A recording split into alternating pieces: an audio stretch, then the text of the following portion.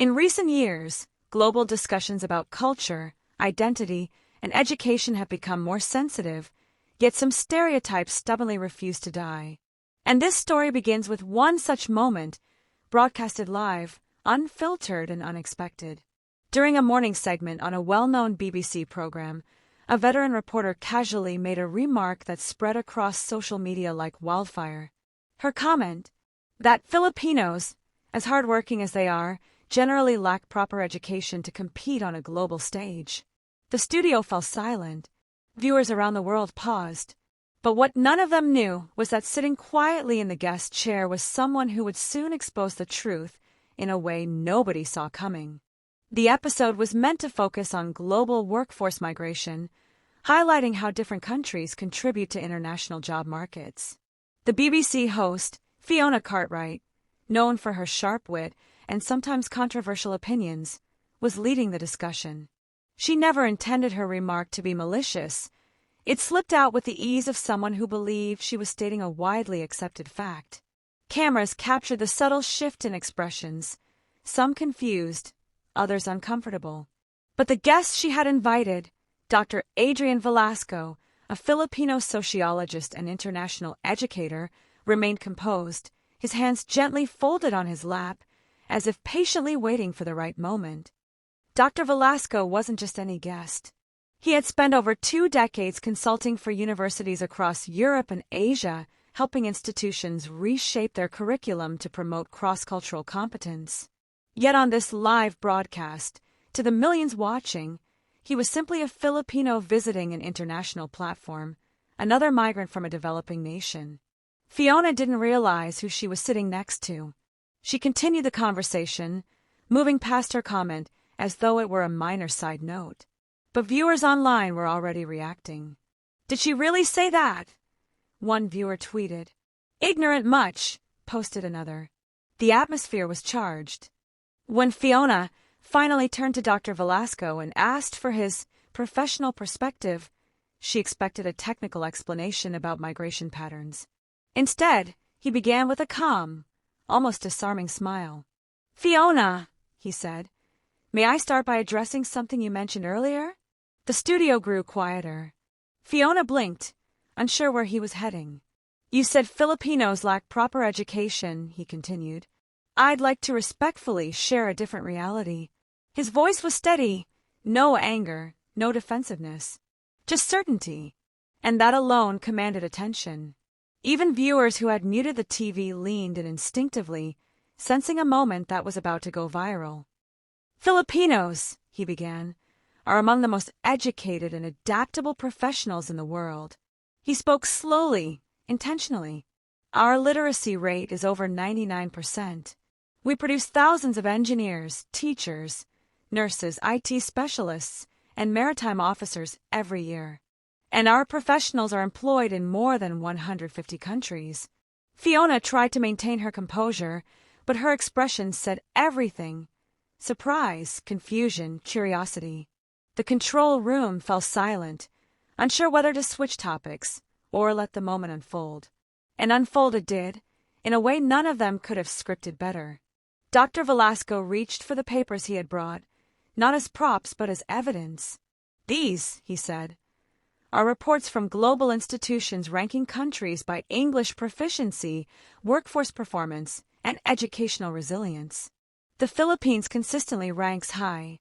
The camera zoomed in, capturing the confident precision with which he turned each page. Fiona realized the gravity of the moment.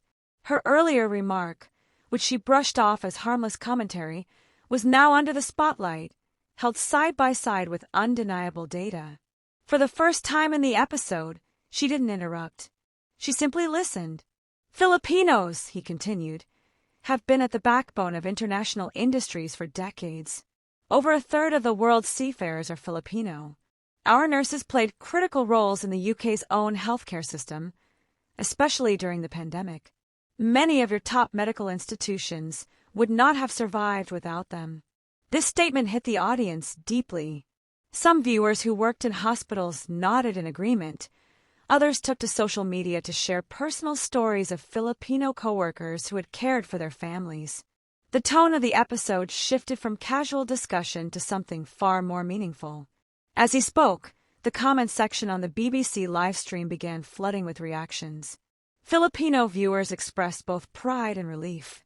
British viewers admitted they had never heard these facts before. Some even apologized on Fiona's behalf. But Dr. Velasco wasn't done. He wasn't there to embarrass anyone, he was there to correct a narrative. Education, he said, isn't just measured by a country's wealth. It's measured by resilience, adaptability, and the pursuit of excellence despite obstacles. Filipinos have been proving that for generations. Fiona, visibly humbled, finally spoke. I must admit, she said carefully, I wasn't aware of some of these statistics. Her voice trembled slightly, though she tried to hide it behind her professional tone. Dr. Velasco nodded graciously. Understandable, he replied. Many people only see what the media highlights. Migrant workers, domestic helpers, laborers. What they don't see are the architects building skyscrapers in Dubai, the IT analysts in Silicon Valley, the teachers shaping students in London, and the researchers contributing to global discoveries. His words were neither confrontational nor boastful, they simply revealed truth. He continued by sharing his own background, something Fiona clearly hadn't anticipated. I came from a small town in Batangas, he said. My parents were public school teachers. I studied using second-hand textbooks. But those books gave me the foundation that allowed me to earn scholarships in Japan, Germany, and the UK. Many Filipinos have similar stories, starting with very little, yet achieving so much. The viewers could feel the authenticity in his voice. This wasn't rehearsed. It was lived experience. And it resonated deeply with anyone who had ever worked hard against stereotypes. What made the moment powerful was not just the facts, but the sincerity behind them. This wasn't a country bragging, it was a country reclaiming its narrative. Dr. Velasco explained how many Filipinos grew up in environments where education was treated as the ultimate pathway out of poverty. Families sacrificed, parents worked abroad, siblings helped each other study. Education, he said, is woven into our culture. It is our inheritance. His words made even the production crew pause. They weren't listening as employees anymore. They were listening as human beings, absorbing truth. As he spoke, viewers around the world began sharing their own experiences with Filipinos they had met. A British woman tweeted about a Filipino nurse who held her hand after surgery. A Canadian posted about his Filipino coworker who trained half the team. A Norwegian user wrote about Filipino children in his school outperforming expectations.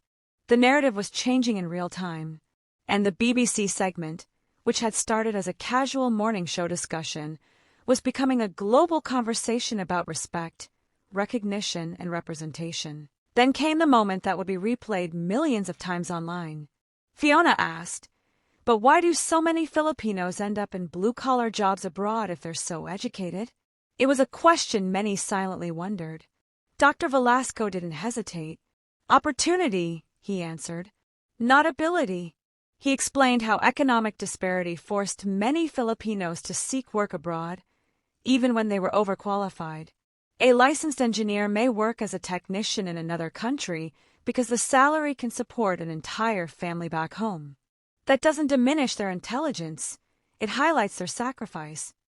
The chat exploded with comments like, "That's true," and "I never thought of it that way." But Dr. Velasco continued, "Filipinos don't go abroad because they lack education. They go because they value their families, because they want a better future, and because they are willing to work hard for it." The honesty of his explanation struck viewers emotionally. Some shed tears. Others tagged their Filipino friends, saying, "I finally understand your story better now." It was one of those rare TV moments that didn't feel scripted or sensational, just profoundly human. At this point, Fiona looked deeply reflective. The camera captured her expression, complex, humbled, and changed.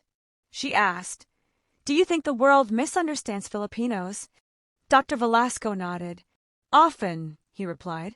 "People see our smiles and assume life is easy for us. They see domestic workers and assume that's all we can do. They see our English accent and assume it's less refined. But what they don't see are the degrees, the certifications, the achievements, the global contributions. They don't see the layers. His words carried weight yet remained gentle, a rare combination. Filipinos, he added, are not defined by the jobs they take abroad. They are defined by their strength, their endurance, and their relentless pursuit of dignity. In that moment, viewers felt something shift, not just in the conversation, but in themselves. Many had never thought deeply about the Filipino community, despite interacting with them daily. This segment opened their eyes. And for Filipinos watching, it felt like a long overdue acknowledgement, a rare moment on international television where their story was told right. The BBC producers debated whether to cut to commercial, but something about the atmosphere made them stay. This wasn't just an interview anymore. It was a powerful cultural correction unfolding live. Fiona then asked, "What do you think the world should know about Filipino education specifically?" Dr. Velasco didn't hesitate. "We have a strong emphasis on bilingual learning, mathematics and sciences. Our students often compete internationally. And despite limited resources, Filipino teachers are some of the most innovative in the world." His explanation wasn't promotional, it was factual, grounded in experience and research. He elaborated on classroom conditions in remote provinces, sometimes overcrowded, sometimes lacking technology, yet filled with dedicated students who study by candlelight or after walking kilometers. "These aren't signs of poor education," he clarified. "They're signs of determination.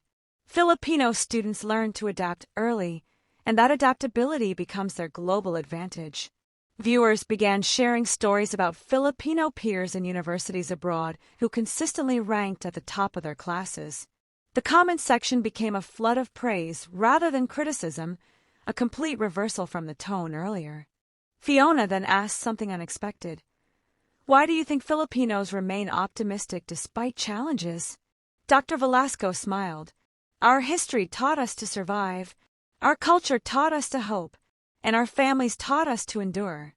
When you grow up surrounded by people who will do anything to help each other succeed, you carry that spirit wherever you go." His answer resonated deeply. Even non-Filipino viewers began reflecting on their own lives, their own communities, and the level of resilience they carried, or lacked.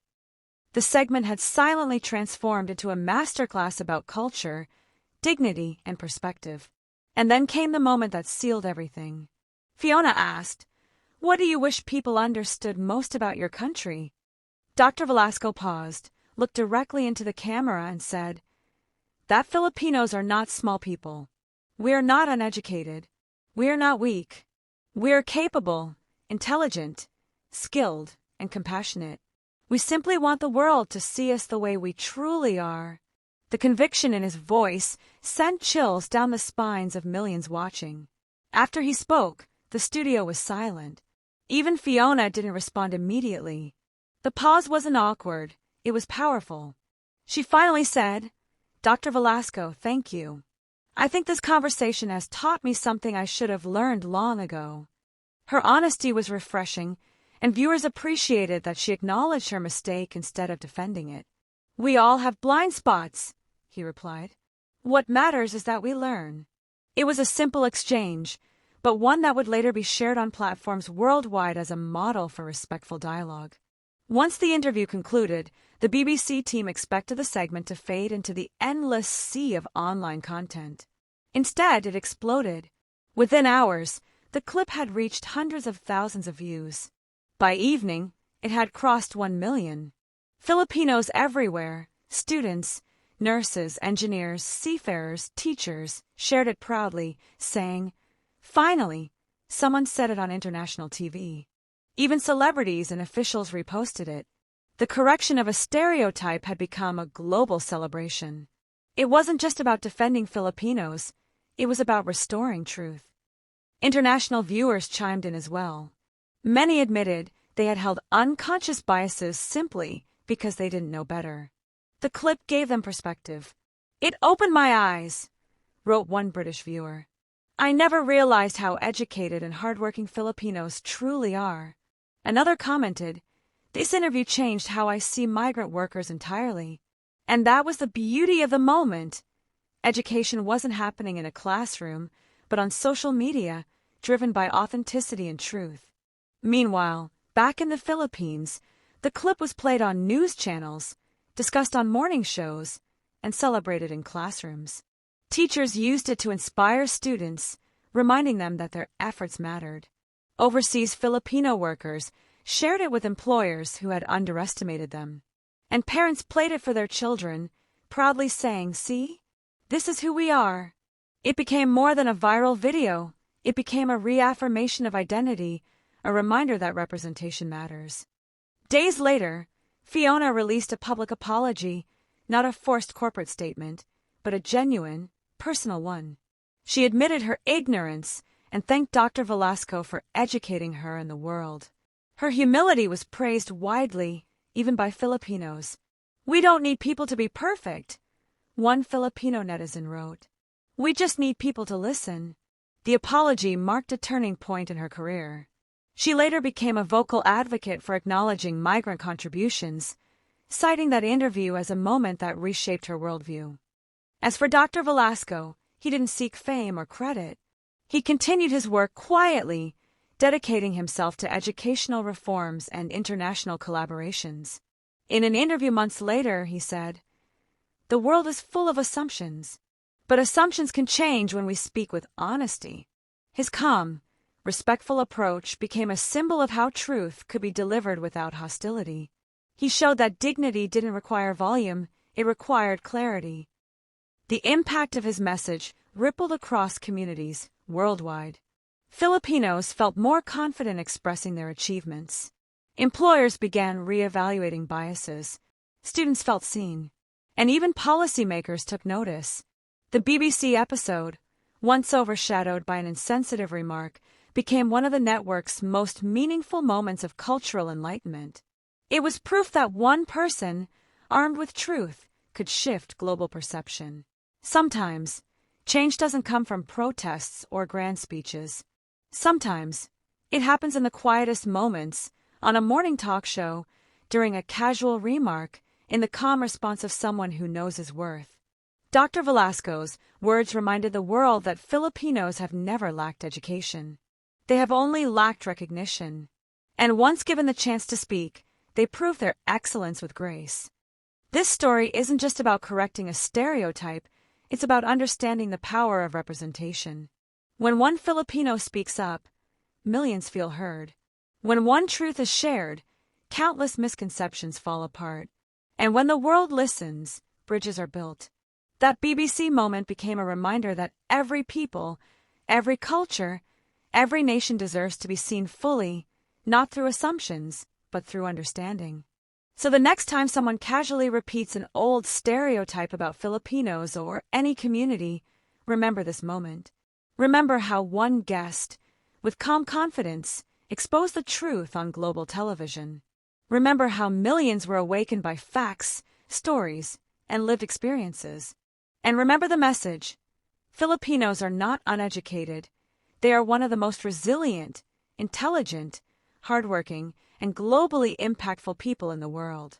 The world just needed someone brave enough to say it. And finally, someone did. Thanks for watching.